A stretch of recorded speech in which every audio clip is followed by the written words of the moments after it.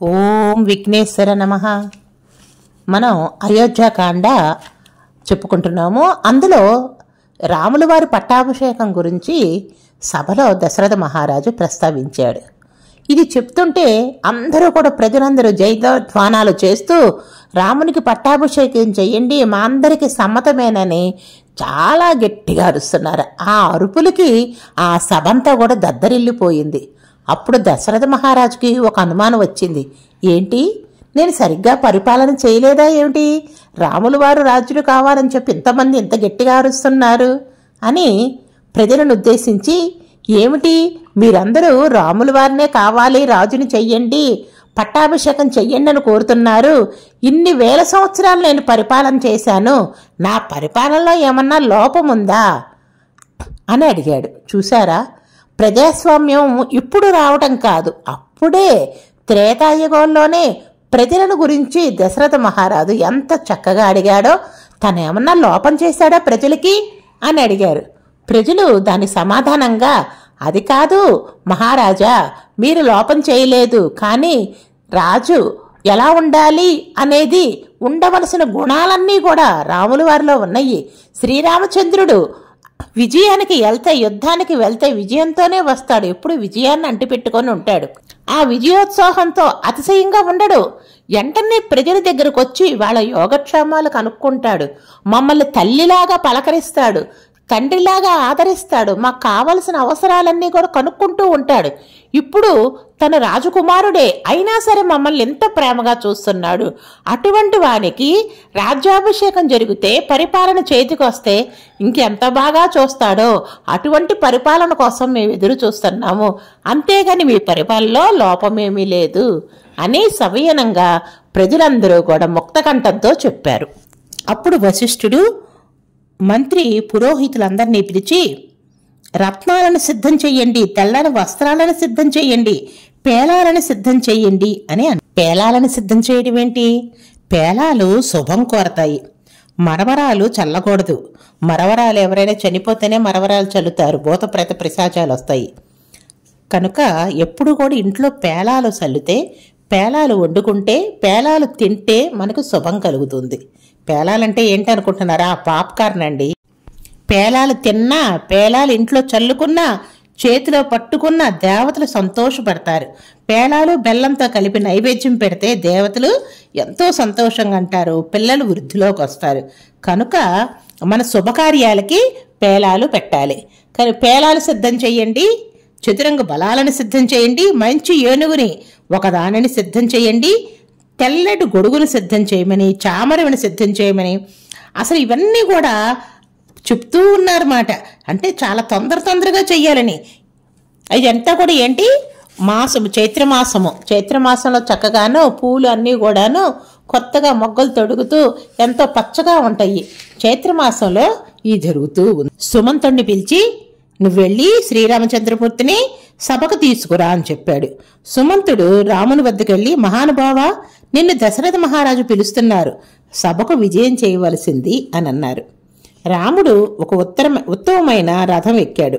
వెనక సుమంతుడు నిలబడ్డాడు. రథం మహారాజు సభా ప్రాంగణం సమీపానికి వచ్చింది. రాముడు రథం దిగి సభలో ప్రవేశించి హరిపాదాలకు శిరస్సు తగిలేలా వంగి నమస్కారం చేశాడు.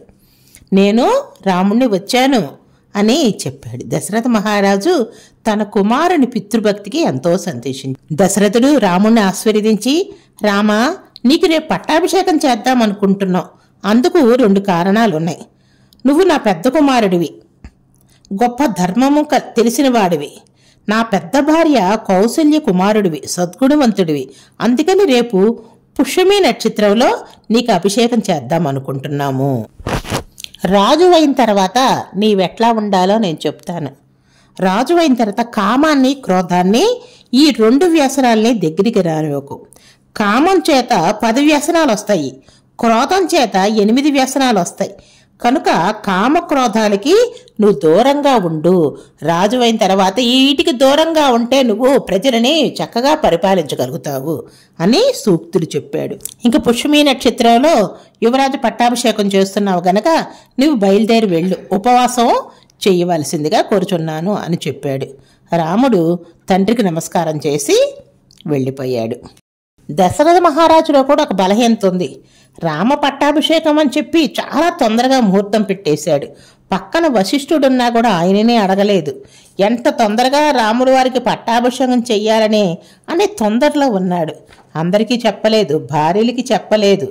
ఈ విధంగా అనుకున్నదే తడవుగా పట్టాభిషేక ముహూర్తం మాత్రం పెట్టేసేసి కౌశల్యకి దశరథ మహారాజుకి వివాహం జరిగి చాలా కాలం అయిన తర్వాత కూడాను పిల్లలు కలగలేదు, బిడ్డలు లేరు.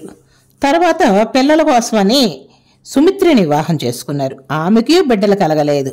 అట్లా 60,000 సంవత్సరాల వయసు వచ్చింది. వృద్ధాప్యంలో ఉన్నప్పుడు కైకమ్మని వివాహం చేసుకున్నాడు. కైక మహాసౌందర్య రాశి, ఆమెకు అన్ని విద్యలు తెలుసు. కైకను వివాహం చేయమని కేకేయ రాజుని అడిగినప్పుడు, నువ్వు చక్రవర్తివి, నా పిల్లనివ్వడానికి అభ్యంతరం లేదు, అయితే కైకను వివాహం చేసుకున్నందుకు గాను ఒక షరతును విధిస్తున్నా. కైకకు కాని బిడ్డ పుడితే ఆ పుట్టేవాడికే దశరథుడు వారసునిగా పట్టాభిషేకం చెయ్యాలి అన్నాడు. అప్పుడు దశరథుడు అనుకున్నాడు, కౌశల్యకి సుమిత్రకి పిల్లలు లేరు కదా, ఇంకా కైకను వివాహం చేసుకుంటున్నాను, కైకకి బిడ్డలు పుడితే వారినే పట్టాభిషేకం చేస్తాను అని చెప్పి అనుకున్నాడు. కానీ జరిగిందేంటి? 4 కుమారులు జన్మించారు. కైక కుమారుడు భరతుడు మేనమామ గారింటికి వెళ్ళాడు. ఇక్కడ లేడు. అయినా సరే చాలా హడావుడిగా దశరథ మహారాజు పట్టాభిషేక ముహూర్తాన్ని నిర్ణయించేశాడు. అందుకని కేకేయ రాజుని పిలవలేదు, జనకుణ్ణి పిలవలేదు. ఆహ్వానించాలి కదా, మరి పెద్దది కదా యువరాజు పట్టాభిషేకం అంటే. ఎవరిని ఆహ్వానించలేదు. తన పని తను చేసేసుకుంటూ మంది మరపడానికి అన్నిటికీ కూడా పనులు పురమాయించేశాడు. అన్నీ కూడా చేసేసి వెంటనే ముహూర్తం కూడా పెట్టేసి యువరాజు పట్టాభిషేకం చెయ్యాలి అని అనుకుంటున్నాడు. రాముడు వెళ్ళి తన తల్లి అయిన కౌశల్యకి ఈ విషయం చెప్పాడు. కౌశల్యాదేవి చాలా సంతోషపడి మహావిష్ణువుని ప్రార్థన చేసింది. తాను దశరథ మహారాజు అయిన జ్యేష్ఠ భార్య అయినందువలన ఈ విధంగా చేస్తున్నారు అని చెప్పి కౌశల్య సంతోషపడింది. ఇంకా రాముల వారు ఉపవాసంతో ఉండి నేల మీద పడుకున్నారు. సీతమ్మతో కలిసి నేల మీద నిష్ఠగా పడుకున్నారు. ఇక్కడ ఉపవాసం అంటే మన దృష్టిలోనూ టిఫిన్లు అన్నీ తినేసేసి భోజనం ఒకటే మానేయడం, అలా కాదు. ఉపవాసం అంటే సాత్విక ఆహారం తీసుకోవడం, పళ్ళు పాలు అటువంటివి తీసుకొని శరీరం నీరసం రాకుండా పడిపోకుండా ఎంతవరకు ఉండగలదో అటువంటి ఆహారం భుజించడాన్ని ఉపవాసం అని అంటారు. అసలు సరైన అర్థం అది. ఇప్పటి అర్థాలు అవన్నీ మార్చేసేసి కొత్త కొత్త అర్థాలన్నీ వచ్చేస్తున్నాయి. జై శ్రీరామ్.